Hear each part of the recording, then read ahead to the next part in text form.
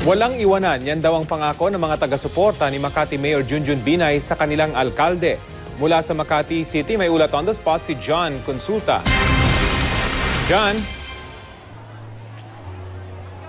Rafi, nanatili nakabarikada ang mga taga-suporta ni Mayor Junjun Binay dito sa harap ng Makati City Hall bilang pagpapakita raw ng kanilang suporta sa kanilang alkalde.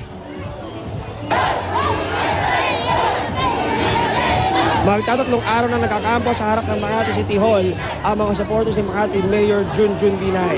Kanya-kanya ng paraan ng mga taga-suporta ni Mayor Junjun para ipakita ang kanilang damdamin sa umano'y panghihipit sa kanilang alkalde. Pangako ng 62 taong gulang na residente na si Aling Julieta, kahit ano raw ang mangyari ay di niya iiwan ang kanilang mayor. Malaki ang utang na loob po sa kanya dahil na-stroke ang asawa ko po. Siya po nagbigay ng mga sa asawa ko ng mga katulad ng wheelchair. Marami pa ibang bagay. Kaya sinusuportan ko po siya. Dahil sa sitwasyon sa Makati City Hall ay dineklarang half day na ang mga court offices ngayong araw. Wala ng tao sa halos lahat ng tanggapan ng mga korte at prosecutor's office. Hanggang 17th floor lang kasi ang mga elevators kaya medyo hirap ang pag-akyat at pagbaba ng mga tao. Kani-kanina lamang, Rafi, ay nagkaroon ng isang misa dito sa harap ng Makati City Hall na diniluhan ni Dr. Alinete Binay at ang kanyang mga taga-suporta. At iisa lamang ang kanilang panalangin na sana raw ay magkaroon na ng tugon ang kanilang hinihiling na TRO para sa pinagdadaraanan daw ng kanilang alkalde. Yan muna litas mula pa rin sa Makati City Hall. Balik sa iyo, Rafi. Diyan, nabanggit mo, no, half day na yung mga korte. Pero kumusta naman yung transaksyon? Diyan mismo sa City Hall, naaantala ba ito, John?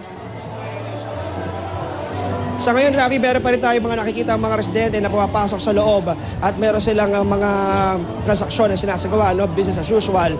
Pero yung mga offices sa taas, Rafi, dahil nga limitado na lamang yung access sa elevator hanggang 70th floor lang at kinakailangan kang dumana sa hagdan yung mga nais mapupunta, ay minabuti na nga lamang na mag-half day na ng mga korte na nakaposisyon dito sa may bandang itaas na bahagi nga ito nga Makati City Hall building. Pero dito sa baba ngayon, Rafi, tuloy-tuloy pa rin transaksyon pero limitado nga lamang yung kilos dahil isa lamang ang maaaring pasukan at pwede paglabasan dito ng mga tao at ito na nga lamang yung isang gilid dito sa harap mismo ng Makati City Hall, Rafi. So, John, meron na bang abiso ang Makati City Government tungkol sa mga gusto nga makipag-transact dyan mismo sa City Hall? Lalo na sa, kahit na sa mga korte, meron na ba silang abiso sa ngayon, official na abiso, John? Ang tiyak dito, Rafi, no, doon sa half day na declaration nga ng mga court offices ay wala na nga magkakaroon ng transaksyon para sa mga korte, sa mga prosecutor's office dito sa Makati City Hall.